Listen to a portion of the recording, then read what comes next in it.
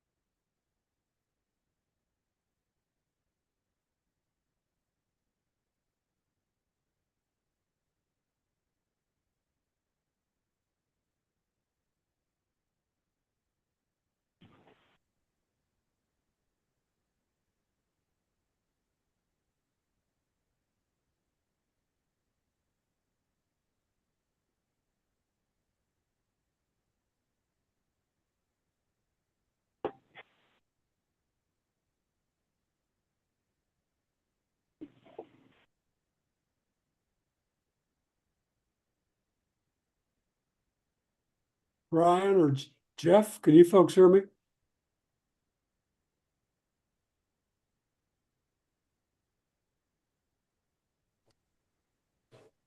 I can hear you, Mark, but Ah, there we go. Now I can hear some folks. I don't hear anybody from the water center.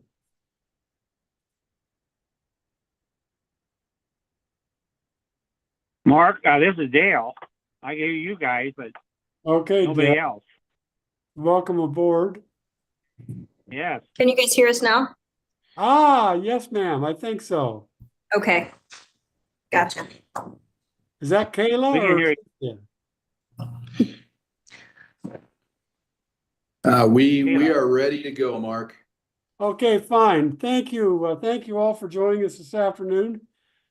This is the Cloud Seeding Committee meeting 1-24. Means we haven't done much yet, but we've got a lot of work to do going forward. We have some general ideas to talk about today, and then we have some action items requiring spending authority for some programs for Kayla toward the end of the discussion. So I think is Cynthia going to start this, or Kayla, are you going to start the meeting? Mr. Chairman, this is Kayla, and I will go ahead and get things kicked off from here, if that's okay with you. That's fine. Thank you very much, and welcome the committee members and those that are also monitoring that are not on the committee, and feel free to ask questions as we go along. Thank you, Kayla. And if you have any introductory comments, please go ahead and give them. Thank you. All right, well, thank you for that, Mr. Chairman. For you all online and for those in the room, my name is Kayla Golden. I represent the Idaho Water Resource Board as their cloud seeding program manager. And today I am going to be giving some updates on program development and go over some program expenditures that were approved in your 2024 budget that I am now asking expenditure for authorization to use. So high level overview, again, we'll be talking about some high level cloud seeding program development, then talk through the program expenditures, and then discuss priorities and next steps. So I know you all have seen this program development timeline a few times, but I do think it is good to walk you all through it to remind everybody kind of how we got here and some of the tasks that we have to consider moving forward for this program. So starting again back in 2008, you all know a lot of this history. Cloud seeding first came to the table, or at least got on the state's radar in terms of the ESPA camp. So at that time, Idaho Power came to the table and proposed cloud seeding as a mechanism to support the ESPA. And at that time, it was proposed that they would do a 5-year pilot project, and if successful, the state and water users would collaborate for the long-term operation of a program. So as you're aware, during that time, the water users in the Wood and the Boise River Basin approached Idaho Power about conducting operations in those basins. Ultimately, those 3 basins resulted in the development of what we now call today as the Collaborative Cloud Seeding Program. So cloud seeding operations in the Upper Snake River Basin, the Wood River Basin, and the Boise River Basin, all of which were initiated by water users and stakeholders in these local basins. So as you'll see noted on this timeline, it wasn't until about 2015 when the state first began participating in cloud seeding. This, at the time, Idaho Power came before the board again following the camp with a proposal to build out a full-scale cloud seeding program in the Upper Snake, the Wood, and the Boise River basins. And the idea at that time was that the state and water users and the power company would cost share for the long-term operation. So SNOWY, as you are all aware, is sort of the groundbreaking research in the field of cloud seeding. This is what demonstrated that cloud seeding finally works. Following 2017 was when the Idaho Power Company approached the Water Resource Board about partnering not only for operations and capital, but for the development of modeling technologies. And so Idaho Power had originally invested in some of these modeling technologies to support operation. The state coming on and participating had an interest in learning about cloud seeding, how cloud seeding affects the water supply, and ultimately how it benefits our stakeholders. And so that is why the state began investing in the cloud seeding model. At that time was also when the Water Resource Board directed staff to kick off what we're calling a cloud seeding analysis project. And what we learned from this analysis project, as you're aware, is that conducting an analysis of cloud seeding not only requires 1 model, but 3 models. So one that tells us how much precipitation we get, one that tells us how much of that precipitation makes it to the stream flow, and another one that tells us where that water goes once it hits the stream flow. And as you're aware, lots of modeling requires lots of computing. So that has been another task that the Water Resource Board has had to consider over the last few years. So what has changed, the big nexus in our program over the last few years is the enactment of House Bill 266, passed in 2021.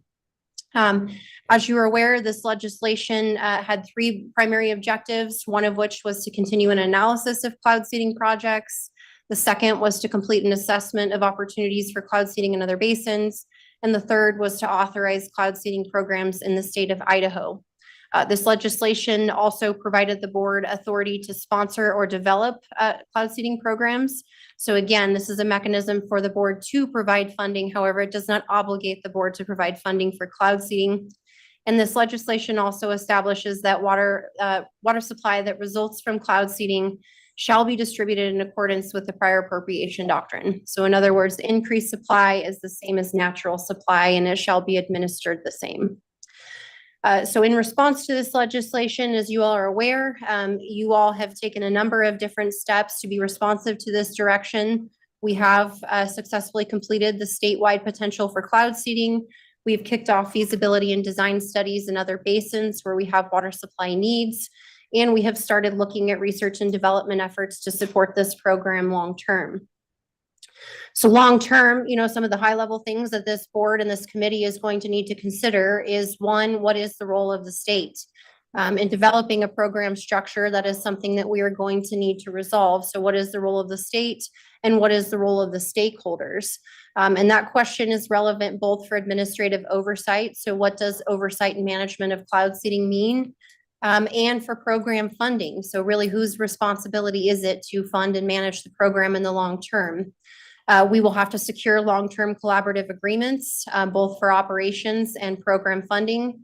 We will have to assess opportunities for expansion or enhancement. So can we grow this program and or be more efficient? So that applies to full build out of our existing projects. Again, I had mentioned that in 2015, Idaho Power came before us with a plan for build out. We did sort of halt that build out in 2019 pending results of the cloud seeding analysis. But there is still potential for build out in these basins. So really, do we hope to get there? And then the other question is, how do we wish to support new basins? So new basins so far would be the Bear River Basin and the Lemhi River Basin. And we certainly have interest from water users across the state in developing projects in other places as well. Long term, we're also going to have to think about how we are going to monitor and analyze this program. How are we going to ensure the continued cost effectiveness and cost efficiency and the long-term safety and management of this program? So when we're thinking about the cloud seeding program, I've tried to take this a little bit different, to present this information just a little bit different to you all, because I know that this is very complex. It's a lot for you to digest. So in terms of the cloud seeding program, I've broken this out into really 4 main categories, which are things that I have to manage to keep this program going and things that I feel like we need to consider in terms of developing a program. So breaking this out, I realize this is a little bit difficult to see, but what you can see is there's a lot of things that we need to consider, both under the administration, in terms of operations, in terms of monitoring and analyses, and research and development, which all support these other 3 categories. So to walk you through the colors that you're seeing on here, some of these items in red are things that staff are proposing should maybe happen within the next year, more of an immediate need. Things that you're seeing in yellow are things that staff are recommending may need to be considered by the board of this committee in the near term, possibly within the next 2 years. And items that you're seeing in gray are things that are in longer term that we will need to consider, but are maybe not, much of an imminent priority. So this is a lot to tackle. Obviously, we're not going to tackle all of this today. So today I'm going to start you with the program administration, talking about some of the education and outreach, as well as the program criteria. So the criteria are what guide a cloud seeding authorization. And we have to develop criteria to be able to authorize cloud seeding programs. So what goes into that criteria and why are some of the things that we're going to be talking about today. Some of the other things, so these things are relevant to the reporting. Sorry, I was trying to draw a conclusion here. But the reason, that when we're developing criteria for administration, we have to kind of come up with a basis for why are we stipulating these criteria, or what is the need for it.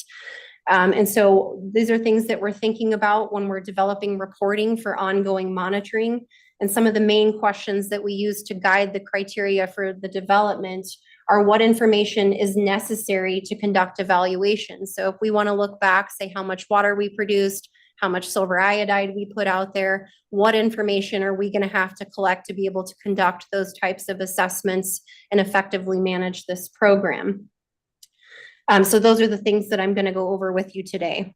Next, after we walk through some of these program administration topics, I'm going to revisit some items that I had proposed in your 2024 secondary aquifer fund budget. Again, these were items that you had set aside and approved in your budget, and I am coming back to you to request expenditure of funds. These items, to kind of put these into context for you, so in terms of monitoring and assessment of this program long-term, some of the main questions that we have or that we have to be responsive to are, is there a potential for effects to downwind basins? Those are one of the big questions that we get both from the public, from policy leaders and others. And how much water does cloud seeding produce? Is it cost effective? So these are some of the policy questions that, we've been asked to answer, some of the questions that you all are interested in. And to answer these questions, we need technology or modeling technology to develop these assessments. And models, as you are aware, need data to be able to conduct these assessments. And so what staff is proposing for the expenditure of funds are some data improvements and some modeling exercises to improve these models here in Idaho. So not generally, to improve these models for you specifically in Idaho, so that we can better address these policy questions. And so I will walk you through some of these budget items specifically and answer any questions that you might have on them. So taking this list down just a little bit, again, I'm going to start with the education and outreach because we've received a lot of interest both from the public and some of our legislative leadership on information that is available to the public. And so we've tried to be responsive to some of those In addition, these are some things that development of a program, things that we've been thinking about as we've been going along. So we know when we had set resolutions in place for the criteria that we were going to have to come back and update these. And at the last few years, staff have been collecting information, collaborating with other agencies, states, and organizations to understand what we might need here in Idaho. So I wanted to start with really what's the need for some of these changes? Why are we proposing some of these, now? It's not that we haven't been thinking about these things all along, but we have been receiving a lot more pressure. So public interfacing is a really big part of this program. As many of you are aware, we've been getting quite a bit of calls from the public, emails from the public, calls to end cloud seeding, calls claiming that chemtrails are the result of cloud seeding, that we are potentially causing effects to air and water quality. We've also heard express concern that there has been a lack of public noticing or involvement by the public, that they've not been aware that cloud seeding operations are happening, or they have not been provided an opportunity. Mr. Chairman, if I might, Kayla, when you say quite a bit, is that in the hundreds or in the tens and 20s? How much of this outreach of people been making inquiries to you or other water board personnel? So Mr. Chairman, Mr. Raybould, to answer that question, I would say on an average, about 1 to 2 years ago, I would receive one of these inquiries maybe once a month, once every couple of months. And generally they're photos of chemtrails and, questions about where cloud seeding operations are happening. Recently, within the last 6 months, I would say, I get 10 to 15 of these emails and phone calls on a weekly basis. Last Monday, I had 20 in my inbox when I got to work that morning. I get voicemails claiming that cloud seeding is causing the wind to blow, saying that we're causing, health issues. But this is, I would say, 1 to 2 times a month to several times a week, multiple times a day. Follow up, Mr. Chairman. Go ahead, Are these repeat inquiries, or is this a select group of people who continues to make inquiries, or would you say that they're just more and more different inquiries being made? Mr. Chairman, Mr. Raybould, I would say that there's more and more of different inquiries being made. I would say these are largely a result of information being posted on social media platforms. And so we're seeing interest from a wide array of different groups who were not previously reaching out on this topic. Okay, if I might, Mr. Chairman, I'd like to lay any correlation between cloud seeding and the wind blowing. I've lived in Idaho for a long time, and the wind has always blown in Idaho. Mr. Chairman, I believe I agree with you on that particular issue. If we only started cloud seeding as a state in 2015, I think the wind started blowing way before that. Yes, but Mr. Chairman, I think that, go ahead. Please go ahead. Yeah, so the relevance and sort of the point of all of this, and part of this discussion is, one, as you all are aware, that condensation trails and cloud seeding are not the same thing, right? Cloud seeding depletes the cloud. The idea is to wring more water out, not create them. And so a lot of this is pointed to the fact that there's a lot of misinformation out there on cloud seeding, and there is a dire need to provide more education on what cloud seeding is and what it is not. And so a lot of that, again, so we've had calls, emails, we've had internet, social media posts. We have a group here in Idaho with a couple of legislators who do participate in this group on social media called Ban Geoengineering Idaho. This group has also been sharing, emails and contact information for public employees and calling for action. What else is driving this is cloud seeding on a broader level. So this year in April of 2024, the state of Tennessee passed legislation effectively banning geoengineering, including cloud seeding. And since that time, 11 other states have proposed legislation that is similar. And so that is driving, obviously, a lot of this information out there beyond Idaho. And at the federal level, That information is being considered by the Government Accountability Office because of all of the interest at the various state levels. And so with that, I wanted to provide a brief update on what is happening at the federal level. So the GAO, or the Government Accountability Office, as you're aware, is an independent, nonpartisan agency within the legislative branch that supports Congress. They support Congress by conducting technology assessments that are informed by relevant stakeholders. And the congressional chair of the House Science, Space, and Technology Committee asked the GAO to conduct a technology assessment that addresses these 4 objectives that you're seeing here. So what are the current emerging technologies? What are the potential benefits? What are the challenges, including health or environmental effects? And to what extent are policy options warranted, or what are the options? And so the GAO held a workshop this past July that included a number of folks like myself who manage programs. I did not participate in that. It also included industry experts like Dr. Tessendorf and others to provide information. And the GAO anticipates a report coming out mid-November on their findings. And then that will go back to the chair of the House Science and Space Committee for future consideration.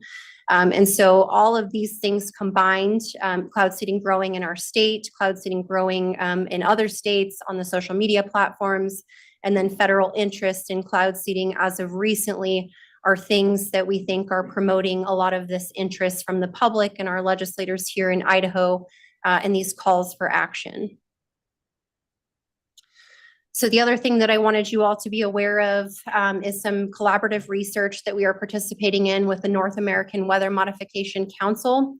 So as you're aware, I myself participate on the council representing you all. This year in April, I was elected as vice president of the council, also president-elect, which means that I will roll into the position of president of the council in April of 2026. And so this organization, as you're aware, is a forum for the exchange of information on weather mod issues, to promote effective use of technologies, enhance precipitation, damaging hail, mitigation fog.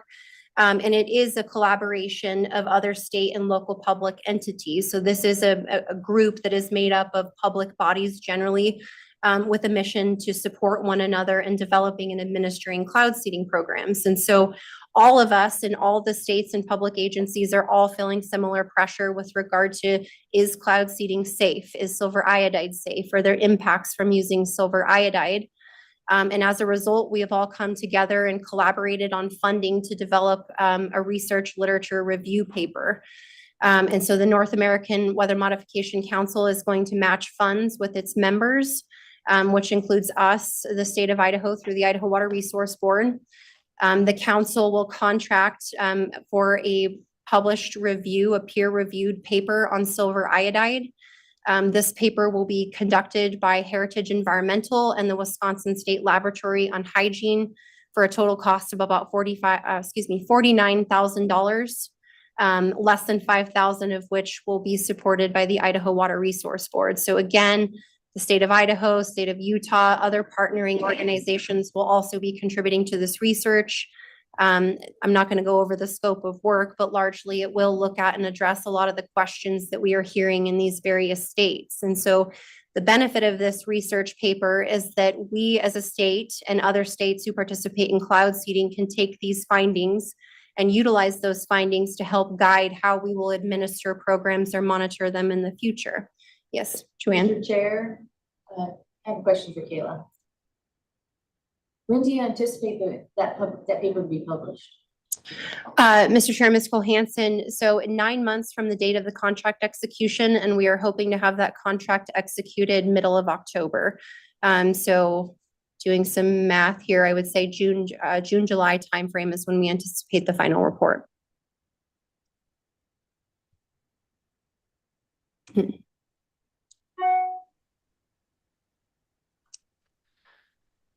So Mr. Chairman, the other thing that I wanted to update you all on was that we have gone live with a new cloud seeding webpage. Unfortunately, for sake of time, I'm not going to walk you through all of that today, but when you have time, I would encourage you to walk through all of the updates that our staff have made.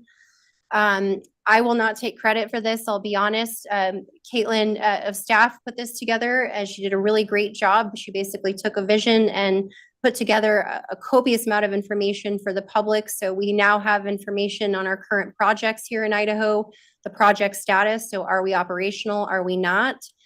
We now have information on the history and science of cloud seeding, both here in Idaho and broadly. We now have information on the research and development efforts that you all have invested in here in Idaho and that are relevant to cloud seeding. We now have information on program administration, so covering the statutes so far, which cover administration. And this is where we will house reports on cloud seeding that is provided to us by our operators. Some of those annual reports that we have received are published and available on the website as well. So this is another resource that we now have for the public to find a lot of this information, hopefully get some of that background education knowledge on cloud seeding, and can serve as a primary resource for information.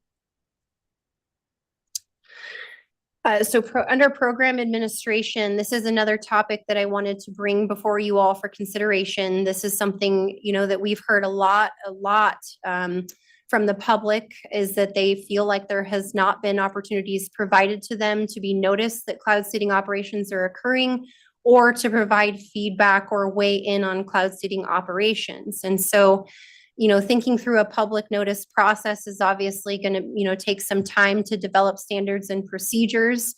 But largely the objectives would be to, one, inform the public on cloud seeding operations in Idaho, both annually before our operations commence, which is how some other states do it, and prior to the authorization of new or modified cloud seeding projects. So before a project may be implemented, we've heard concern from the public that they would like to have an opportunity to weigh in or provide some feedback before operations are authorized.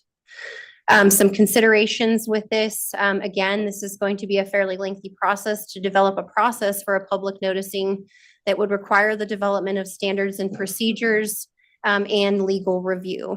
So at this time, this is something I would like you all to be aware of for your consideration, as one of the things the public and others have asked us to be responsive of. Mr. Chairman? Yes, This is go a ahead, Al, question for, go ahead.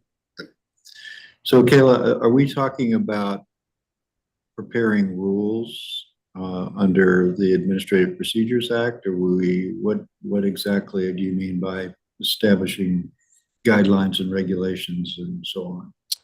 Kayla? Mr. Chairman, Mr. Barker, I'm not going to use the word rules because I've been in other meetings where that word is used. So I'm not going to say we're administering a rule process. But I quite honestly, I'm not entirely sure what that would look like. But there is a need. This is something we'd have to review with our legal team to determine what would make sense for this program. But largely the public wants to know that the board is providing some opportunity or some standardized way of noticing and informing the public that cloud seeding operations are occurring. Mr. Barker, you have any more comment? No, we just know that the governor's office isn't in favor of adding a whole lot of rules these days. So I was curious if that's what the road we were going to end up going down. And obviously we'll need some guidance from legal counsel at the Attorney General's office as well. Thank you. Kayla, go ahead. Okay. Mr. Chairman, so the next thing I wanted to bring before you all is some considerations for updating our reporting and authorization criteria.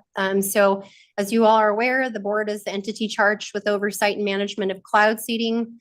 In May of 2022, you all passed a resolution approving criteria for the authorization of cloud seeding. And in this resolution, you all recognize that the criteria may need to be updated based on new information or industry standards. And so I've put before you here a chart that kind of ties these back together. Again, developing criteria has got to have meaning behind it. What is the reason for the criteria? What type of information do we need? And largely that's going to tie back to our monitoring and our reporting criteria. So what information is necessary for reporting and analyses, and again, what information is relevant to the board, to stakeholders, to policy leaders, and to the public. And so these, I'm not advancing, am I? Sorry. Am I not advancing? Okay, there we go. So in terms of program administration, to guide development of the criteria for authorization, I've put together a list of 3 main objectives as I currently understand them. So as a state agency charged with oversight and management of cloud seeding, the board will have a need to, 1, demonstrate that cloud seeding operations do not adversely impact the health and safety of the public, the environment, or infrastructure. 2, demonstrate safe, responsible, and scientifically based practices are being used and applied for cloud seeding operations in Idaho. And 3, to understand the cost efficiency and ability for the project to support the state's water management goals for cloud seeding projects where public funds are expended. And so the development of reporting authorization and criteria really should be guided by the need to meet these objectives. So I've asked NCAR, and others, if we as a state want to go back and evaluate if cloud seeding was effective over the last few years, for example, what type of data would we need to do so? I've also consulted with the Weather Modification Association, who has developed certifications for cloud seeding program operations, and asked them some of these same questions and looked at their criteria. So what information is relevant to an operator qualifications? What are some of the information that is considered when you get a certification? And so these are the questions, both asking NCAR the type of data we would need to evaluate the program and looking at certifications for the information that's required to operate a program. I have taken that information and come up with some proposed changes.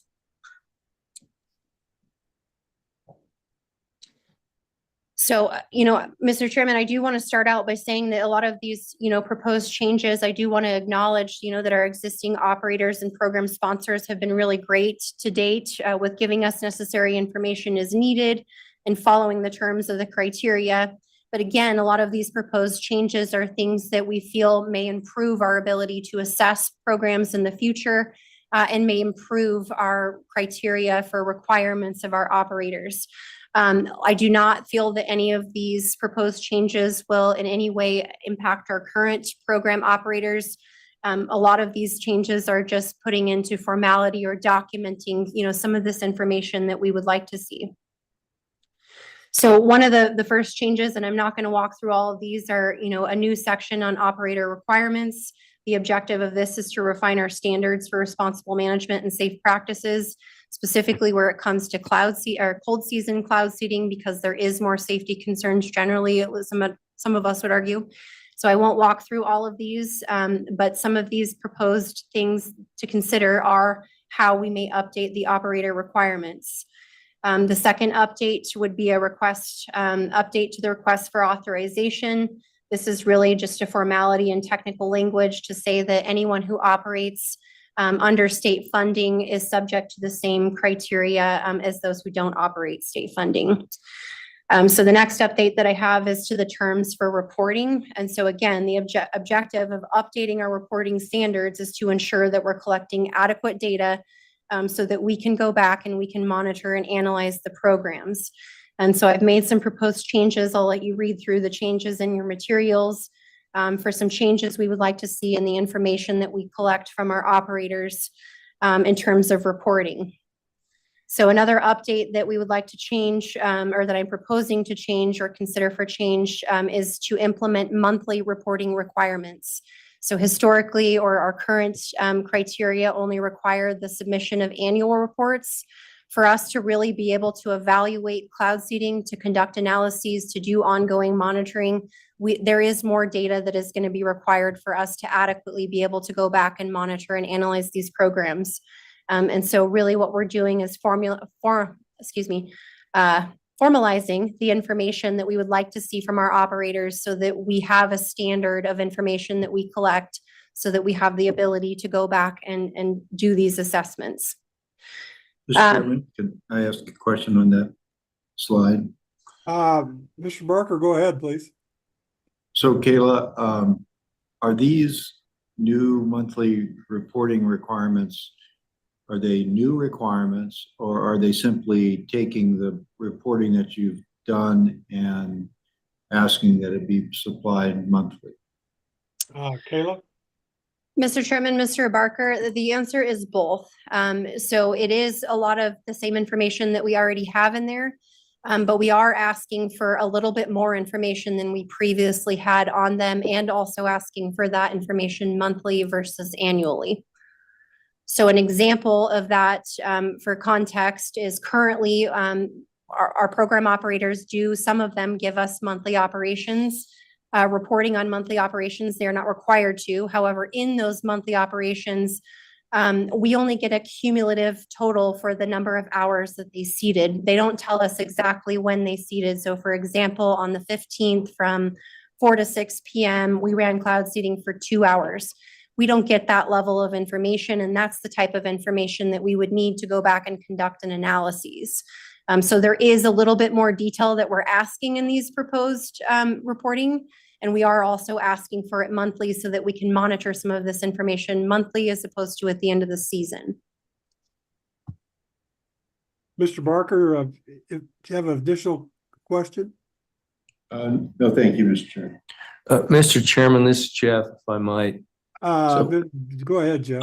I just need a clarification, Kayla. You're saying you want to get every little snippet of cloud seeding activity and then accumulate that into a monthly report versus just waiting till the end of the month and just putting out the monthly report. We ran so many hours of ground generators. We did so many flights. Isn't that really kind of all we need to do to start with? Or are you thinking beyond that? Kayla? Mr. Chairman, Mr. Raybould, to answer that question. So again, I've gone back to NCAR and others and asked what information would be necessary to conduct evaluations. And the challenge with waiting until the end of the season is we're then waiting till the end of the season to acquire that data. And then there's a process for analyzing that data, using that data to conduct monitoring and analyses. And that may not necessarily meet a timeline that would be conducive to providing information to you all. And so the idea would be that if we could get this information on a monthly basis, we can start accumulating that and monitoring that throughout the year, as opposed to waiting for it once a year, a couple months after the seeding season ends, and then evaluating it. And so the annual report is not going to be something much more than the monthly report. It would essentially be accumulation of operations to date. But it would allow us to collect that information throughout the season. That way we can be conducting work throughout the season and not once a year. Mr. Raybould, do you have any additional comment? Thank you, Mr. Chairman. I'm just trying to process. It seems to me like the water year is the water year, and the snowmaking season is the snowmaking season. And until that season and that year is complete, it's awfully hard to come up with, at least in my head, a way to evaluate. I mean, if it's dry in the month of January and there's no clouds, you don't seed. That doesn't mean that in February you won't make up for it. I'm just trying to figure out how you would do this on a monthly basis that would give you more meaningful, useful information than doing it annually. Kayla? Mr. Chairman, if I may, one thing that I may say is that, it may be worth consideration. And again, these are things that we're going to take back to our operators and sort of ask for some of their feedback in terms of feasibility. But in terms of the type of information that we're collecting, whether we collect it monthly or at the end of the year, we need that information. It cannot just be accumulation of total hours. We need the actual periods of operation to evaluate it. So whether we get that information once at the end of the year or monthly throughout the season, depending on what our needs are for evaluating, that could be discussed. But at the end of the day, we still need the detailed information. It cannot just be cumulative total hours. One more follow-up, if I might, Mr. Chairman. Go ahead. What's the difference between total hours and this more timely or more segregated reporting? I mean, if there's 3 events in January and each of them lasted 2 hours, that's 6 hours. If you get to the end of the year and you have 42 hours, you still get to the same place, don't you? No, that is assumed, that would be under the assumption that every storm that you seed is going to be the same, right? And we know that not every storm is going to produce the same cloud seeding, results. You might have one storm specifically, and we don't have the ability to evaluate what you get per storm yet, right? But you may have one storm where you don't get very good seeding, but there's decent opportunity, and then two storms with good seeding opportunities. So to accumulate them at the end of the season, you could be grossly over or underestimating the effects.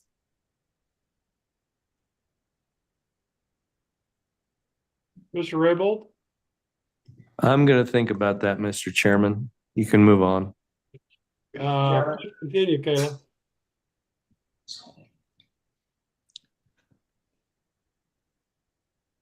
Okay. So last few ones I have are on the reporting and criteria or updates to the annual reporting. The only change to this, as we currently require only a submission of the annual NOAA forms. This is the federal form that's required by NOAA. Presently, the board's criteria for authorization requires that an operator submit this annual form from NOAA and nothing else. And so what we're proposing is that operators would need to submit both the NOAA form and a state annual reporting form.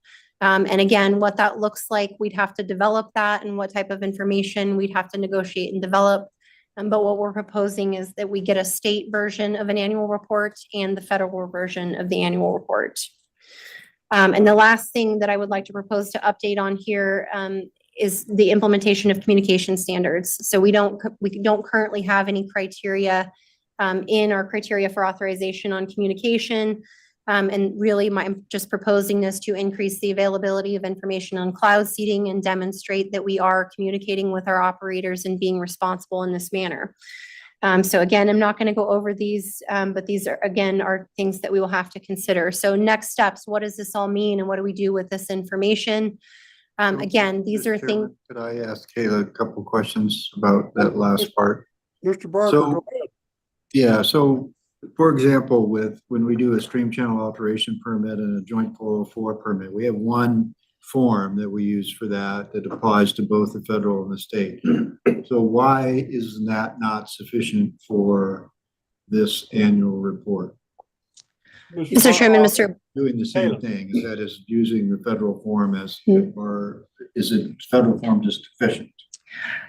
Yes, I would say, to answer that question, Mr. Chairman, Mr. Barker, I would say that the federal form may be considered deficient. And the amount of information, the level of information, and the type of information that is on the NOAA form is not the type of information that's going to get us what we need to evaluate cloud seeding in Idaho. Mr. Barker, another question? I guess the question is, what's the purpose of the NOAA form then, if it's deficient to provide us information on, or to provide anybody information on how to evaluate the impacts of cloud seeding? Kayla.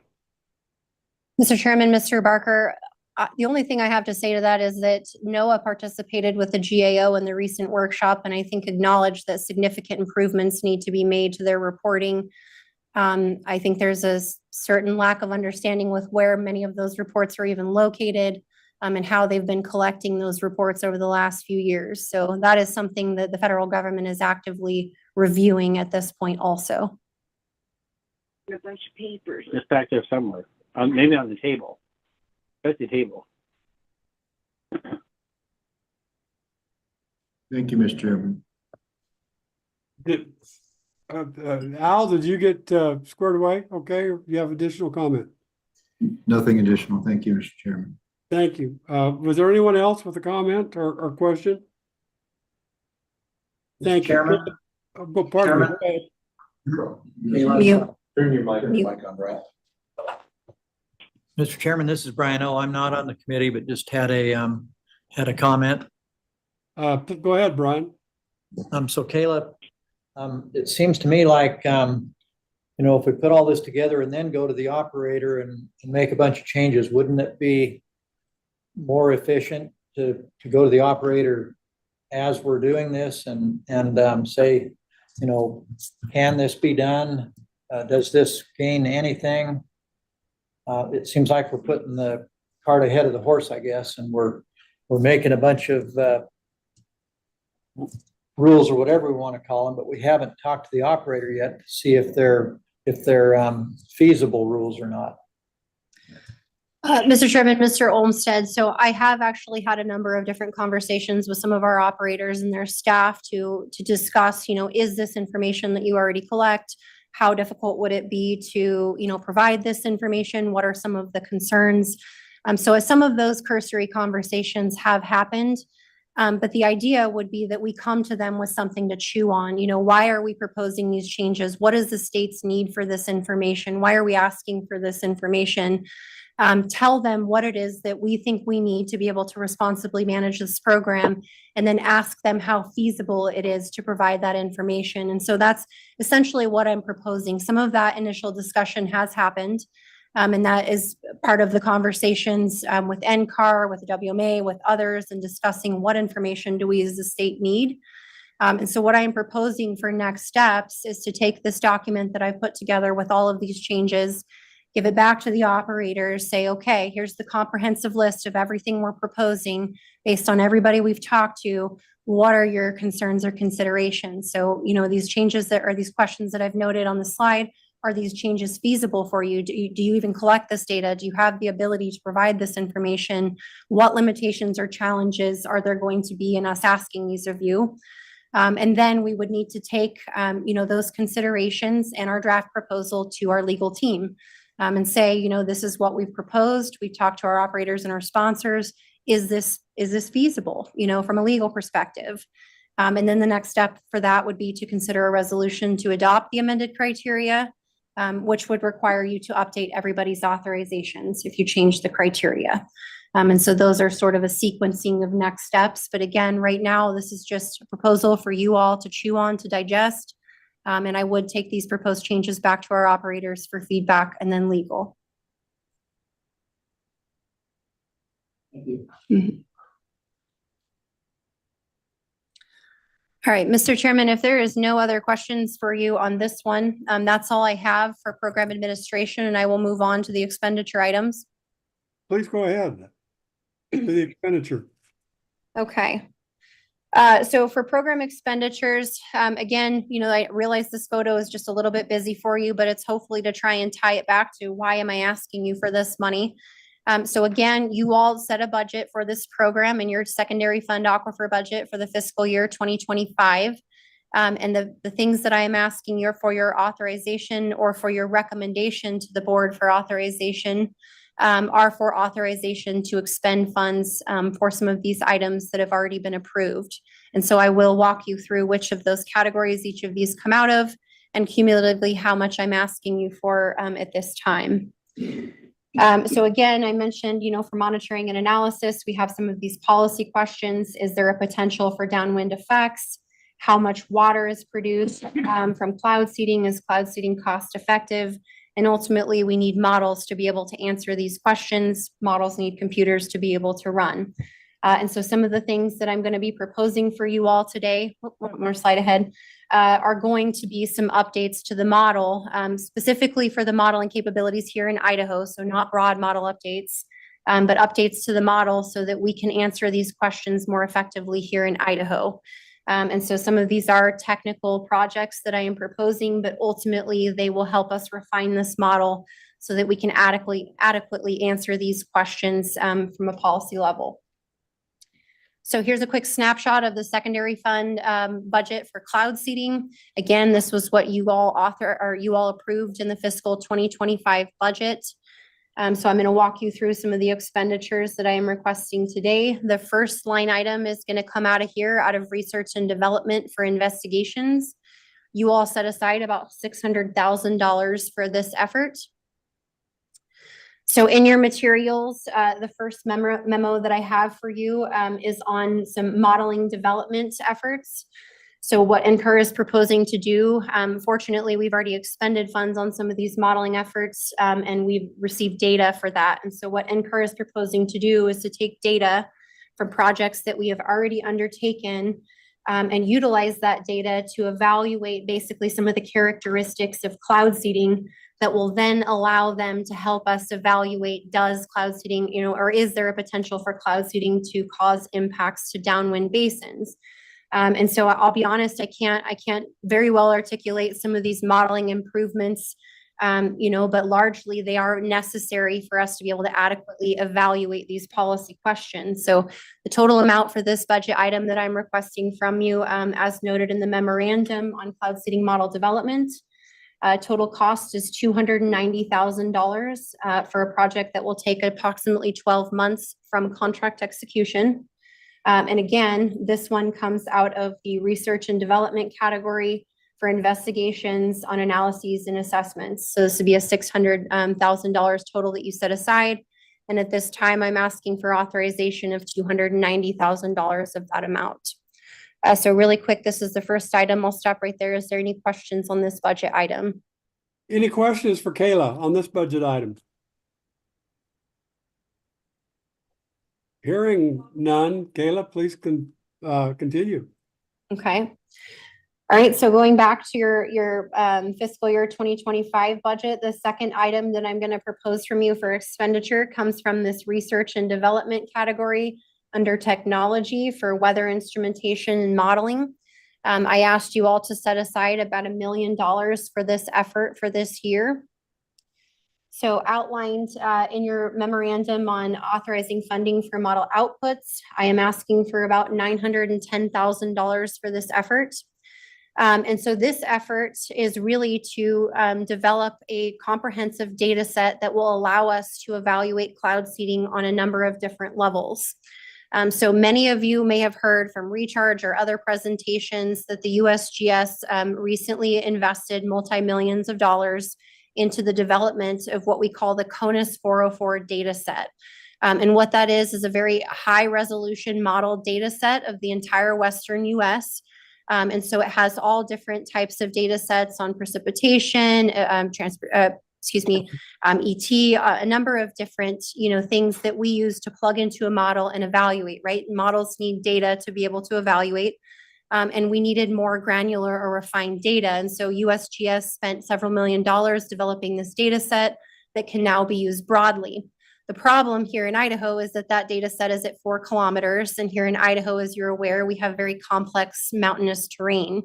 And unfortunately, 4 kilometers resolution just doesn't quite do a good enough job at helping us evaluate how much cloud seeding we're getting because we have all that variability due to the mountainous terrain. So the benefit of USGS undertaking this large scale effort is that we can build off of it for here in Idaho.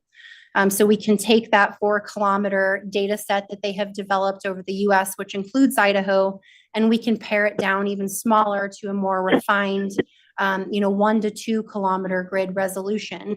And so that is going to allow us to better estimate the effects of cloud seeding. That will better help us to evaluate cloud seeding in different basins, how precipitation has changed in different basins. And largely, this is a data set that can be used to support a number of different evaluations into the future.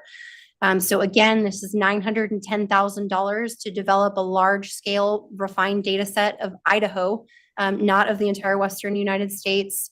And $910,000 is the maximum amount not to exceed. And so I say maximum amount not to exceed because the cost is going to be defined by the model's boundaries. So where do we want to draw the box of where we want to refine this data set at? That may not be the entire state of Idaho all the way up to northern Idaho. That might just be a box where we seed, including basins in Oregon and Wyoming, where we have, hydrologic connectivity to our basins. And so the cost for this effort can go up or down largely depending on the domain. So where do we want to capture this data? And also the computing. So we've talked a lot about how models need computers. We also need computers to store data. And that can be a very costly amount to store data. But the idea again is that we're going to need this data in the future to do long-term analyses and monitoring. So that is something that we're going to have to think about is how can we store this data? And so these are all costs that we would have to sit down with our technical teams decide where we want that boundary, decide how long we want to store this data, how much data we need. But that would not exceed $910,000. We actually think it may be considerably less, but we're coming to you with a worst case scenario. So again, that's the last item that the item I have for you on modeling, and any questions on this one. Any questions for Kayla? Mr. Chairman. Yes, please go ahead. So Kayla, is this cost to set up this model, is this a one-time cost, or is this something that every time we're going to need to use the information, we're going to have to spend additional funds? Mr. Chairman, Mr. Barker, this is a one-time cost. So this is essentially a deliverable. They're delivering us an entire 30-year set of 1 kilometer high resolution data set that we can store and utilize for cloud seeding, honestly, for recharge, for other types of analyses as well. Any additional questions for Kayla? Yes, Mr. Chair, this is Joanne. Yes, Joanne. Kayla, is the cost paid up front? You say 24 months. Is this at the end of the 24 months? Then we pay them the 924,000, or do we pay it up front where we have it in the budget for this fiscal year? So this work would be done, Mr. Chairman, Ms. Cole-Hansen, this work would be done with NCAR, and it's typically done on a time materials basis. So we have a total contract of 24 months not to exceed, and they bill us monthly based on time and materials to develop and produce this data up to the total amount agreed to in the contract. Ms. Cole-Hansen, did that fix you, or have you got another question? Well, sort of. So if we're not done by the end of this fiscal year, we'll have to budget money again next year to finish out this contract. Is that correct? No, that is not correct. So this would be a 2-year effort. This would be a one amount over 2 years. So 910,000 will be spread out over 2 years, and they would bill us as the work is done over 2 years up to the 910, but it would only be the 910 over 2 years. Okay. But I think what Ms. Cole-Hansen is driving at is that 910 would come out of this year's budget, whether it's all spent, it would be allocated out of this year's budget and carried on to next year if there was additional work being done. Is that what I'm hearing? Mr. Chairman, that is correct. Yes. So this money would be set aside in your budget and expended for this project over the next 2 years. Thank you. Any additional questions?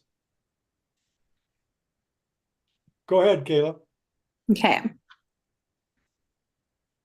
So the last line item that I have for you on here is going to be some funds to collaborate with the state of Utah on some of the liquid propane pre-investigation work that we have been working on over the last 2 years.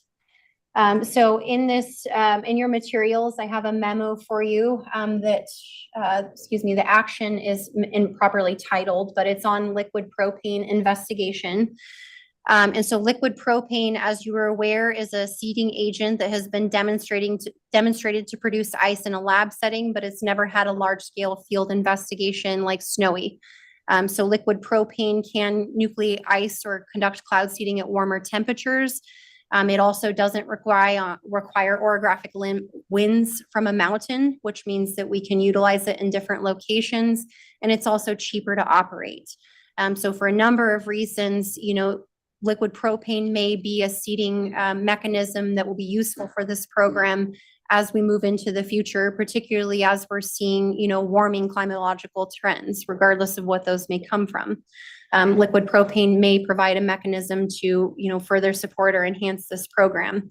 So the last 2 years I have come before you, and you all have authorized funding for what we've called a pre-investigation of liquid propane. And what that means is we've been working to identify a field site or a test site to conduct this field investigation. So basically to do something similar to Snowy for liquid propane. In the last 2 years, we've been out on the Little Camas Prairie, and this last winter, we were also out in Kilgore in eastern Idaho.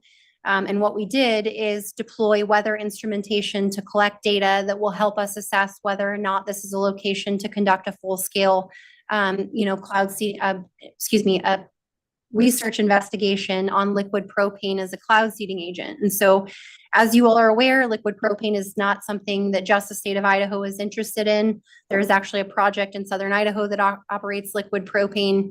However, we just haven't seen the groundbreaking research to apply it broadly in a field setting. And so this year, the state of Utah has also expressed interest in this research effort. They have set aside quite a bit of money to support research and development.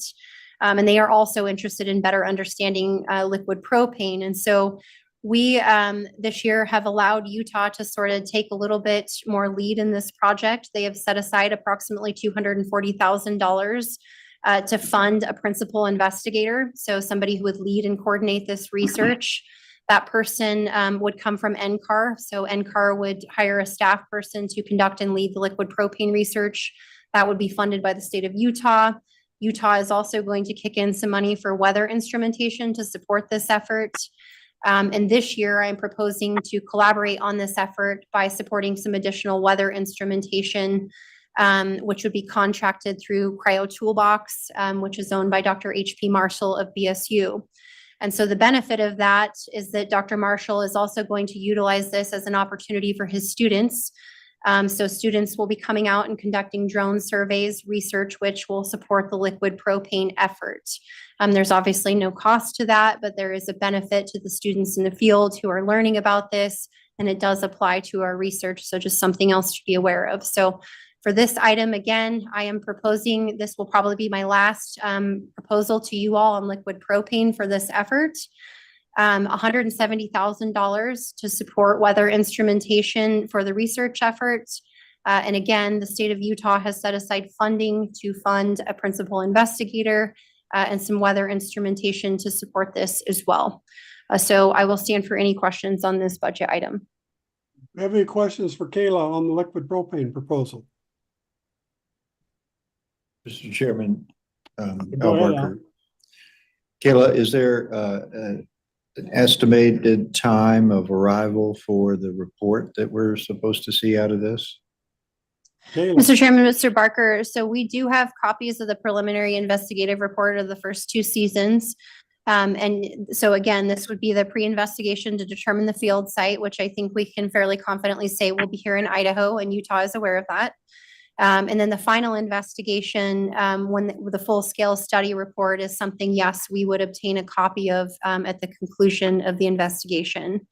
Although timing on that has not quite been set yet for the full field investigation. Mr. Barker, anything additional?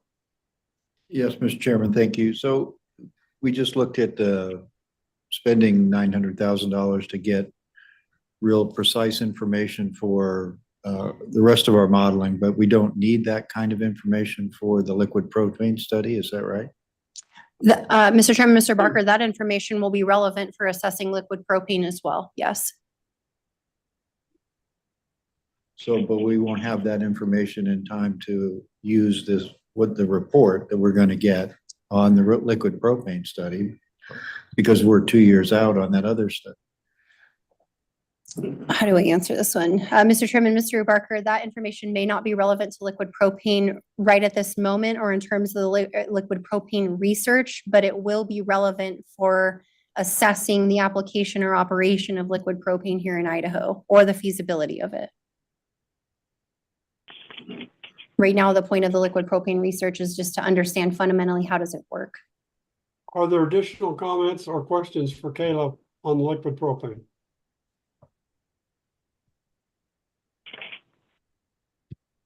Mr. Chairman, are you okay with the non-committee member question again? Absolutely.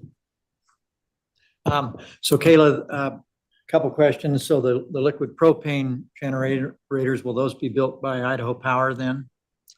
Mr. Chairman, Mr. Olmstead, that is correct. So Idaho Power will be participating in this field investigation by providing a liquid propane generator to utilize for the investigation. So there will be one generator at Kilgore and one in is it Camas Prairie, or is there several in each of those? Or for the upcoming winter, we have commitment to one generator so far that will be placed in the Camas Prairie. Oh, so one in the Camas Prairie and there won't be one in Kilgore this year then? Not in Kilgore this year, no. So Yeah. it should be relatively easy to collect data from one generator, you would think, compared to, an airplane, for instance. So, Yes, correct. thank you.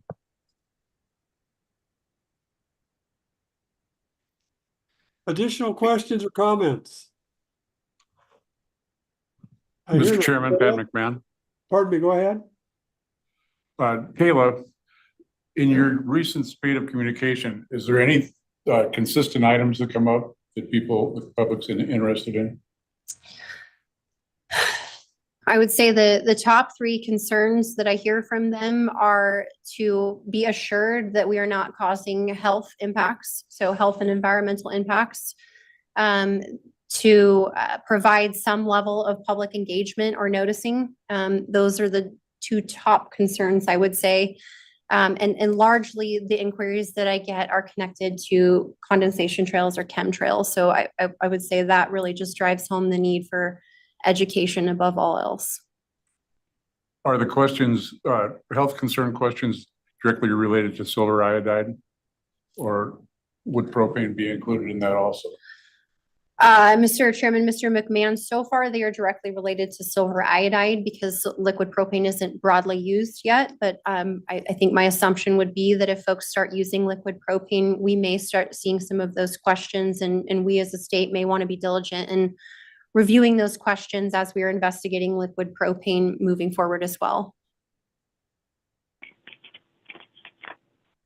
Mr. McMahon, you okay, or do you have another question or comment? No, I think we're good. If you're ready, I'd make a motion. We're always ready for a motion. That I'll comes just from my really quickly- legislative days. Mr. Chairman, if it's okay with you, I just want to be clear on the total amount and where this falls in your budget on what I'm asking from you all. So what I have on the screen for you here, and I'm very sorry, I might need to zoom in on this for you a little bit, and I can't figure out how to do this right at the moment, but left-hand side, what you're seeing is what you proposed and approved in your budget. In the gray column, what you're seeing is the amount that you have authorized to date. So some of these items didn't have asterisks to begin with, meaning that I didn't need to come back to you for authorization. That's why you're seeing numbers in those boxes. The only items so far that I have come before you are the ones I'm coming before you today, and those are the items that I've put in yellow.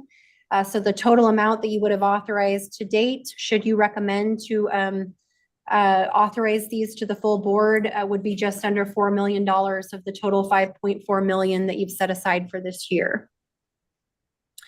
And so, Mr. Chairman, if there's no questions, I do have a resolution that I've included in your materials, a draft resolution for you all to consider. And staff would be looking for this committee to consider making a recommendation for the full board to authorize the expenditure of these funds. Kayla, the draft resolution is only for can you put that on the screen, the draft I resolution? can, yeah, Mr. Chairman, let me pull that up for you. I recall that it was for the 290 for the modeling update, 910 for the comprehensive data set, and 170 for the liquid propane. Is that, am I correct? Mr. Chairman, yes, that is correct. So we have 910, 290, and 170 total. So going down to the therefore it be it resolved, excuse me, you have now therefore it be it resolved, starting on line 34 of this resolution, the $910,000 for a project to do the downscaling for those data sets that I talked about. The next line item on 38 would be for the $290,000. Again, this is for some of the modeling investments that I talked about. And then the third line item is the $170,000 for the weather instrumentation to support the liquid propane. And those are the three items that I have put in this draft resolution for you all to consider. And the total, go ahead, pardon me, Al. Oh, Mr. Chairman, this is Jeff. I just, I didn't quite track that. If you go back and look at the approved budget, we allocated this many dollars for research and modeling. Yes, let me go back to. As I recall, Jeff, there's $1 million in one line item in the budget and $600,000 in another item on the budget. And Kayla's request today, if I'm correct, is for $1,370,000 of that $1,600,000 that are in the budget. Okay. That's correct. I'm trying to share here. Well, Mr. Chairman, I guess I just have a small concern that we're spending a lot of money on modeling. That worries me a little bit, that we ought to be putting the money in the program that'll get the snow on the ground.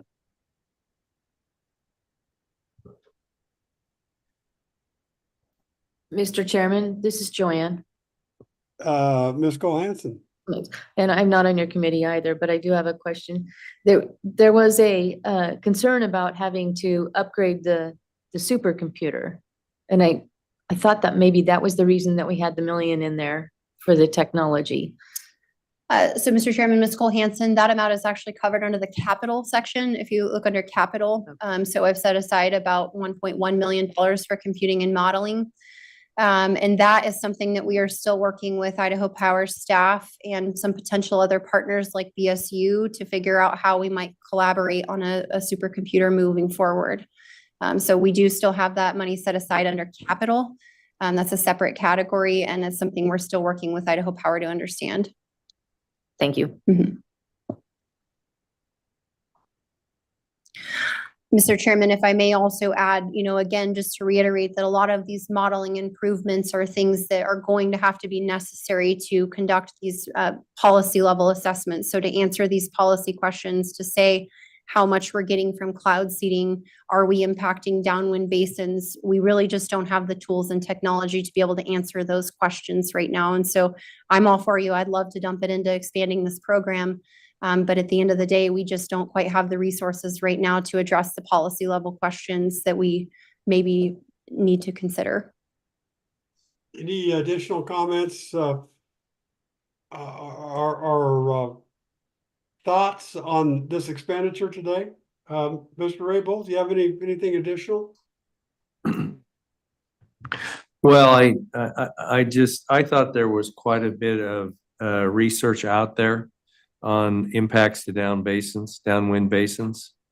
I don't know. I suppose it may be a necessary evil, but it certainly impacts our ability to expand the program.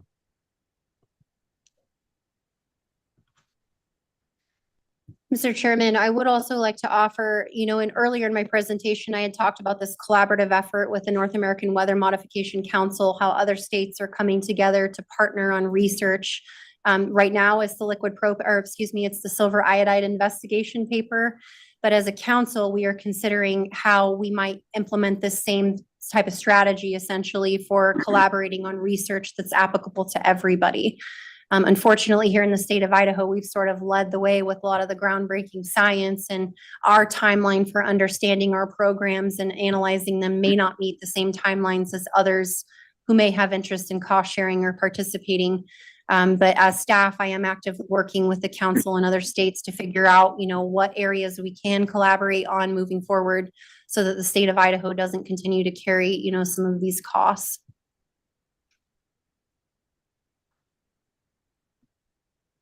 Many members, any additional thoughts? Mr. Chairman, just one more thought. Go ahead. What kind of conversations have you had with management at Idaho Power? Do they feel like the more informed information that you're proposing we will get from this modeling will influence their program? Will it help them do a better job of managing the cloud seeding programs that we're in partnership with them on? Mr. Chairman, Mr. Raybould, in terms of discussions with Idaho Power's management, I have not. Those are not direct conversations that I have had with their leadership. With their technical staff, yes. These are certainly conversations, me being not generally as technically versed as some of their staff. I generally run a lot of these ideas past them, on what are our needs to support this program because they do operate it. And there certainly is some of these things like the multi-scale data set for $910,000. That is certainly something our program partners may be, interested in, not only for cloud seeding, but things like fire and wind or other things as well. And so I think that we are fully aware that some of these are things that we may continue to work together on in the future. But for right now, I'm proposing them because they're necessary for the state to evaluate this program.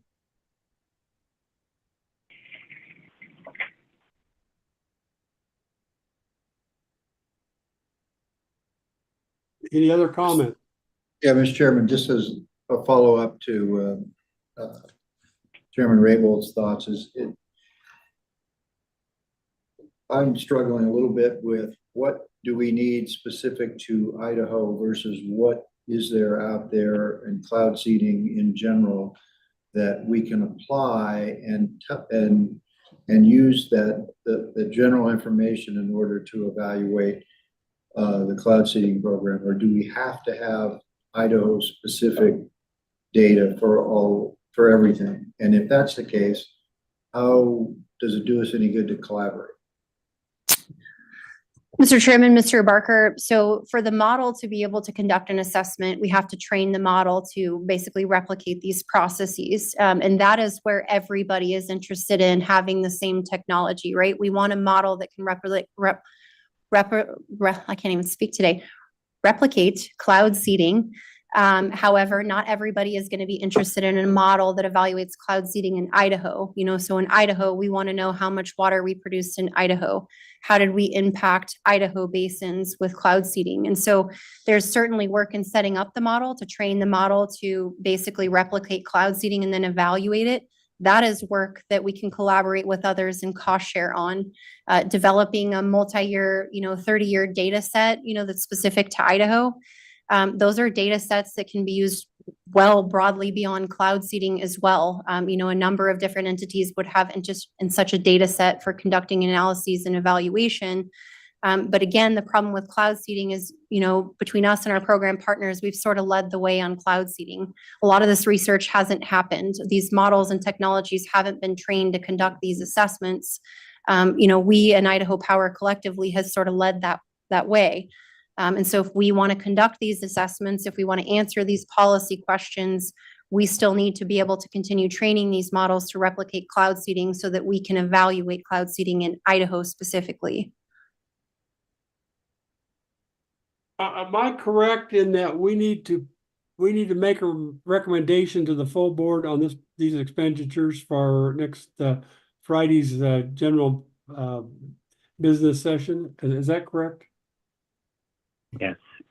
Mr. Chairman, that's correct. What this committee would be doing, if you choose to move forward, be making a recommendation for the full water board to consider on Friday.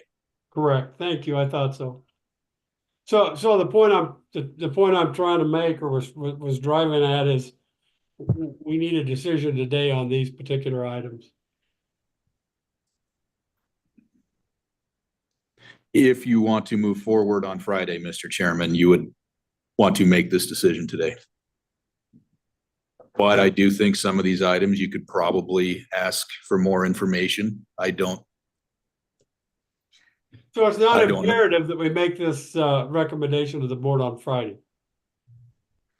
Mr. Chairman, I will say that some of this work, particularly liquid propane that's being done in collaboration with multiple other entities, does have a timeline. We are hoping to get weather instrumentation deployed and activated in this winter in partnership.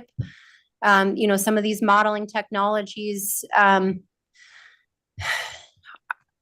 this is work that is being proposed to be done by NCAR, who is funded, based on research projects. So when they put together a proposal, they set aside their staff for this work that they have proposed. If we don't use them, they move on. So if we don't do it now, we need this information to conduct analyses. If we don't get this information to conduct the analyses, it will push out our ability to conduct the analyses into the future. Would the committee be more comfortable breaking these three requests into and evaluating them each individually, like the liquid propane versus the data Yeah. set versus the modeling? Yeah, Mr. Chairman, this is Jeff. That's just what I was gonna propose, that the committee recommend that staff submit 3 resolutions to the full board for consideration at the next board meeting on Friday. And then we can let the full board review those and we can determine as a full group. I'd put that in the form of a motion. Second. We have a motion to break these into 3 separate, I can't see either, draft resolutions, 3 separate draft resolutions. Do we have a second to that motion? Second. We have a motion and a second to break these into 3 separate, resolutions to recommend to the full board on Friday. Any discussion on this motion? Hearing none. All those in favor of, all the committee members in favor of that action, please signify by saying aye. Aye. Aye. Mr. Chairman, I do have a question for Kayla, if I may. Go ahead, Al. So Kayla, you said that other people might be interested in this model with the 1 kilometer resolution to it. Explain that to me. Who else is going to be interested in that, in that model or that data set beyond the people that are interested in cloud seeding, and how and why? So, Mr. Chairman, Mr. Barker, I'm going to try not to sink myself with a technical explanation here. But if you've heard of the CONUS 404, we've talked about it in different types of analyses that have been presented to you all. So this is the data set that USGS put together. It's publicly available. This is data sets that are used by the National Weather Service. These are used by local weather service. Department of Transportation might have interest in this. Anybody who participates in fire, so people like NIFC. Again, these are data sets, very fine resolution, atmospheric data sets that support modeling investigation. So that could be very broad application for here in Idaho. Then, Mr. Chairman, follow up, please. Go ahead. So Barker. if other agencies, weather agencies, fire agencies are interested in accessing that model data, do they have to pay us for it, or should they participate in helping us put it together? Mr. Chairman, Mr. Barker, if you all were to invest in this, it would become publicly available information, I would think. And cost recovery might be something that you all could consider, or you may consider, not moving forward until we can establish what types of collaborations those would be. I would say the challenge with that as your only staff member for this program is going to be the time it might take to, develop those relationships or collaborations to figure out who those entities and cost share, folks may be. Do they exist? Yes, that we are aware of. I'm just not quite certain what it would take to collaborate, on the cost to develop that data set. But I am clear that we need it for cloud seeding. Any additional comments, Mr. Barker? No, thank you, Mr. Chairman. Well, the chair is going to rule that the motion passed. And we're going to ask Kayla and the staff to bring 3 separate resolutions to the full board for approval. From a personal standpoint, I'm extremely interested in moving the liquid propane research for ahead. I think in some of these basins that has great potential where we're dealing with a little bit warmer temperatures and maybe can make precipitation. So I understand the reluctance. We talk about models all the time, and yeah, we'd rather put silver iodide in the air, but maybe we need the models to evaluate what we're doing. But so Kayla, I'm going to suggest that we bring 3 separate resolutions, and that we have a little more data available maybe on the modeling aspect of that for Friday's discussion. Okay, Mr. Chairman, that is all that I have for you today. Members of the committee, do you have any additional items or concerns that we might discuss? Hearing none, obviously, we're deeply invested in this program of cloud seeding. And this committee does need to meet a little more regularly than we have, particularly in the next 2 or 3 months, and hammer out some of these topics that we were introduced to today, and see where we might need to go with those discussions. So I appreciate everyone's attendance and comments today, and we look forward to seeing some of you tomorrow and all of you on Thursday and Friday. With that, I would entertain a motion to adjourn. I move we adjourn, Mr. Chairman. Do we need a second? Second. We have a second. We move to adjourn. All those in favor say aye. Aye. Aye. We'll see you tomorrow. Thank you.